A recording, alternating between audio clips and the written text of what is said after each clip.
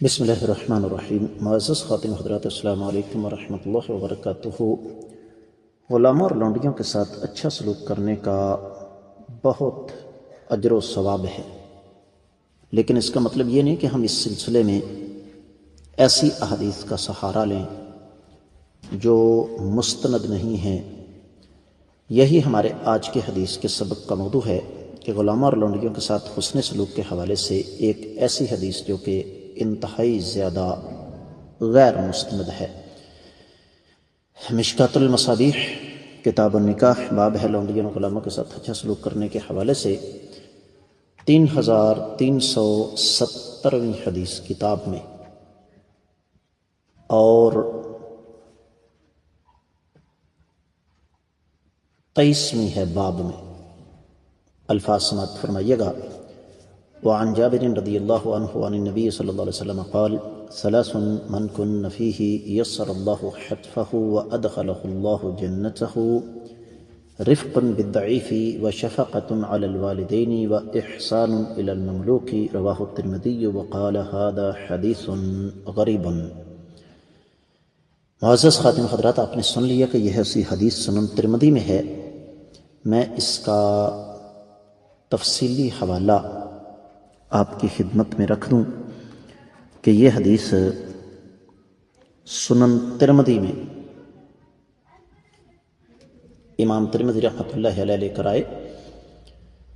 کتاب ہے صفت القیامت والرقائق والورع، قیامت کے حالات، دل کی نرمی اور ورع کا 48واں باب ہے، 2494ویں حدیث ہے۔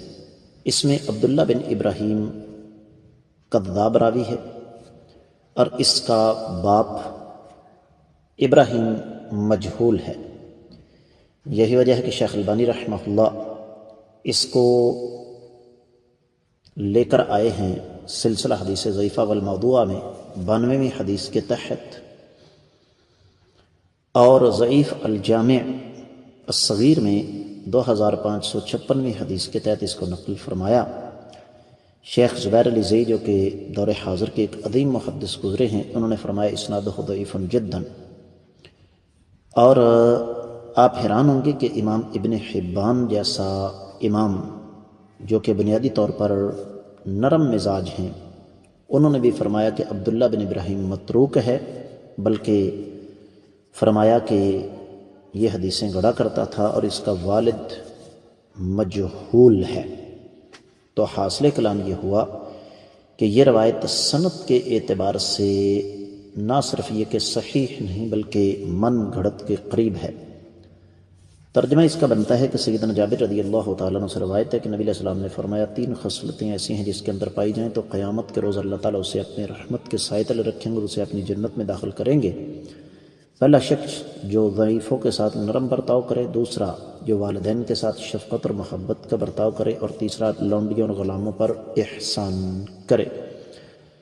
تو معزز خواتین حضرات، گزارش یہ ہے کہ اس میں کسی قسم کا کوئی شبہ نہیں کہ لونڈیوں کے ساتھ، غلاموں کے ساتھ اچھا سلوک کرنا یقینی طور پر بڑی اچھی بات ہے، لیکن اس کا مطلب یہ قطعی طور پر نہیں ہے کہ ہم اس سلسلے میں ان روایات کا سہارا لیں جو کہ سند کے اعتبار سے صحت کے درجے سے گری ہوئی ہیں۔ امید ہے کہ آپ کو سمجھ آ گئی ہوگی۔ اجازت دیجیے، السلام علیکم۔